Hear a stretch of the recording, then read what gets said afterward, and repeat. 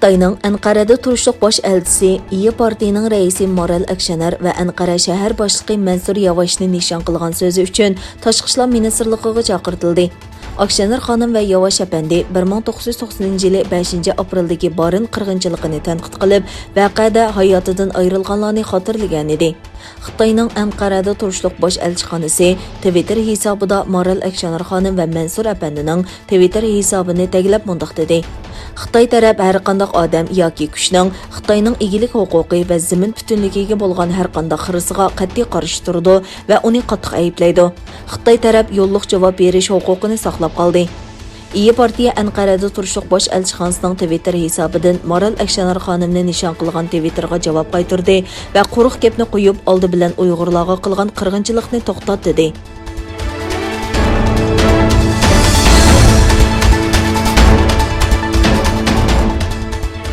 Amerika Tashqi İşlar Ministrliğining bayonotchisi Nin Price, Amerikaning ittifoqdoshlari bilan 2022 yillik beyjiڭ qishliq ئولىمپىك تەنھەرىكەت مۇسابىقىسىگە qanday qatnashish to'g'risida سۆھبەتلىشىدىغانلىقىنى va oxirgi qarorning bu yig'inlarga asosan chiqarilganligini aytdi. İctimai taratqularda Washingtonni Beyjingning kishilik huquq tafsandichiligi sababidan Xitoydagi musobaqani boykot qilish chaqiriqi kuchaymoqda.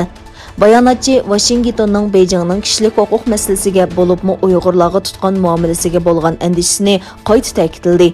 Bir muxbir Amerikaning ittifoqdoshlari bilan 2022 yillik qishliq ئولىمپىك تەنھەرىكەت musobaqasini boykot qilish to'g'risida suhbat o'tkazmaganligini so'raganda bayonotchi javob berib mundaq dedi.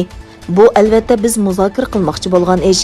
Bu faqat bizning manfaatimizga foydali bo'lib qolmasdan, bizning ittifoqdoshlarimiz va sheriklarimizning manfaatiga foydali.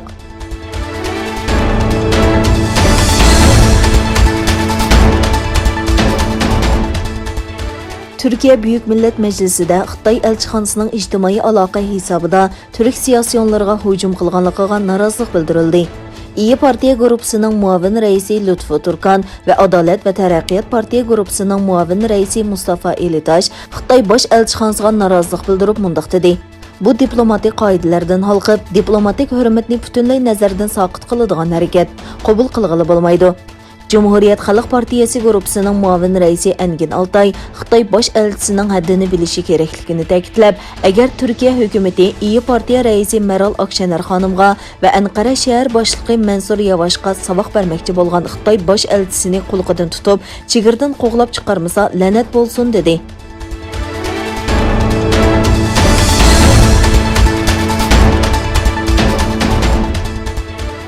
Xitoy hukumatining Uyg'ur diyoridagi irqiy qirg'inchiligi dunyo miqyosida ayblashga uchrayotganda, Yevropadagi Litva Jumhuriyatimi o'zlarining bu vaqtdagi reallikka qarab chiqish uchun bir qatimliq guvohlik berish yig'ini ochmoqchi bo'layotganligini bildirdi. Baldı xəvərləri to'rining 6 apreldagi xabarda aytilishicha, G'arb dunyosidagi Xitoy hukumatini ayblash to'lqiniga ovoz qo'shish hamda Birlashgan Dövlətlər Təşkilatı qirg'inchilikning oldin olish ahdnomasiga amal qilish yuzasidan Litva parlamenti bu yig'inni o'rinlashtirgan. Litva parlamentining a'zosi Doveli Shakalina muxbirlarning savoliga javob berganda yuqorqi so'zlarni qilgan hamda Xitoy hukumatining bir butun millatni yo'q qilib etishga urinishdek bunday qilmishi bizni qattiq cho'chitdi degan. Xabarda aytilishicha, Xitoy hukumati yaqinda Shakalina xonimni embargo qo'yiladigan chet elliklar tizimligiga qo'shgan hamda uningga to'limi keskin iboralik maktub avatgan. Ma'lum bo'lishicha, bu qatimqi guvohlik berish yig'ini 22 aprelda ochilgan bo'lib, buningda xalqaro mutaxassislar va lager shohidlari guvohlik berdi ekan.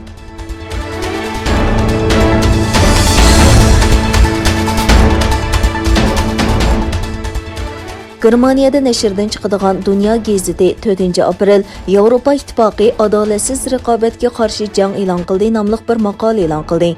Maqolada ilgari surilishicha, Yevropa ittifoqi chorshanba kuni chaqirilgan jiyatda, ya'ni Amerika, Angliya, Germaniya, Fransiya, Italiya, Yaponiya va Kanadadan iborat taraqqiy qilgan 7 davlatning yuqori darajaliklar yig'inidan keyin bayonot e'lon qilib, Xitoy bilan Yevropa ittifoqi o'rtasidagi adolatsiz raqobatga xotima beradigan yangi bir qonun loyihasini ma'qullaydiganligini jakarildi. Mazkur qonun loyihasini Yevropa ittifoqi iqtisodiy raqobat komitetining raisi Margarita Vestager bilan Yevropa ittifoqi sanoat ishlari komitetining komissari Terry Breton oldingi yili 6 oyda hozirlagan. Bu qonun loyihasi asosiy jihatdan bitgan bo'lib, bu yilning 2 faslida parlamentning qaroriga sunildi ekan.